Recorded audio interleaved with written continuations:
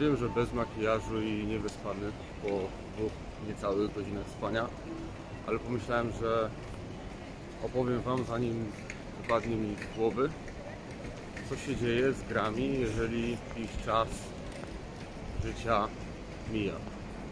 Okazuje się, że są 3 drogi. Rozmawiałem na ten temat wczoraj z Dustinem Reissem, Head Community Managerem z firmy Come2Us, która wyprodukowała na przykład takie gry jak Summoner's War, która świętuje już 10 lat istnienia. To jest bardzo dużo jak na gry online. Okazuje się, że przeciętna gra żyje około 3 lat. Więc 10 to jest prawdziwy dinozaur. Tak jak mówiłem, są 3 drogi. Pierwszą z nich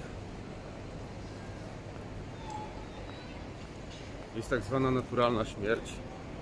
To znaczy, że deweloperzy mniej i mniej interesują się grą, przynosi coraz mniejsze zyski.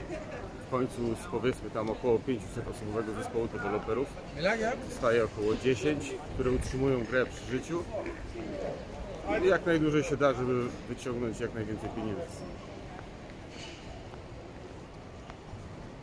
Druga droga jest taka, że przenoszą ją na różnego rodzaju platformy. Tak się stało z grą Dungeon Boss, która z gry mobilnej stała się grą dostępną na subskrypcję Netflix.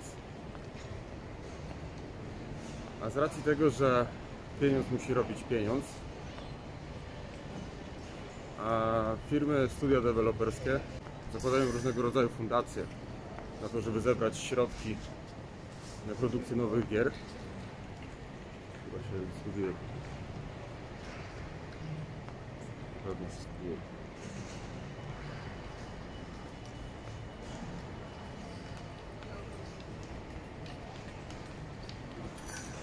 Na przykład danej fundacji czy danemu sponsorowi może się ta gra nie podobać, bo przynosi małe zyski, bo jest brzydka, bo nie jest kontynuowana, bo może wskazywać na jakieś, nie wiem, ułomności dewelopera, że gra umiera.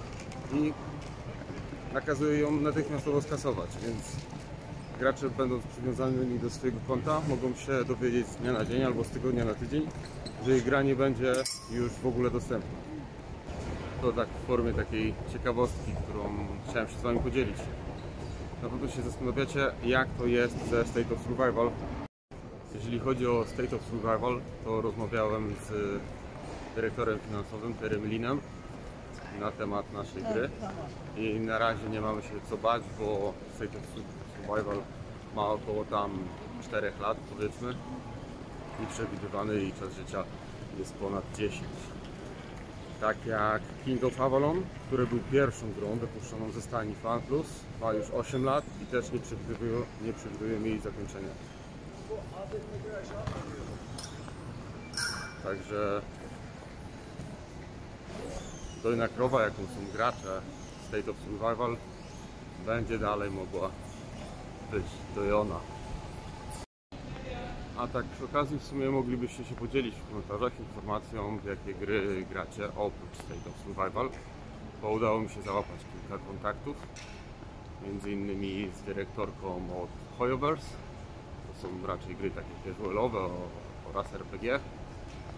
A Recontact Games, bardzo fajne gry detektywistyczno-zagadkowe, położone w realnym, rzeczywistym świecie. To może być bardzo interesujące. Czy właśnie Come2Us, wspomnianego Dustina Reissa. Chyba że gracie tylko w State of Survival, no to też szacunek za to, bo jest to straszny czasożerca.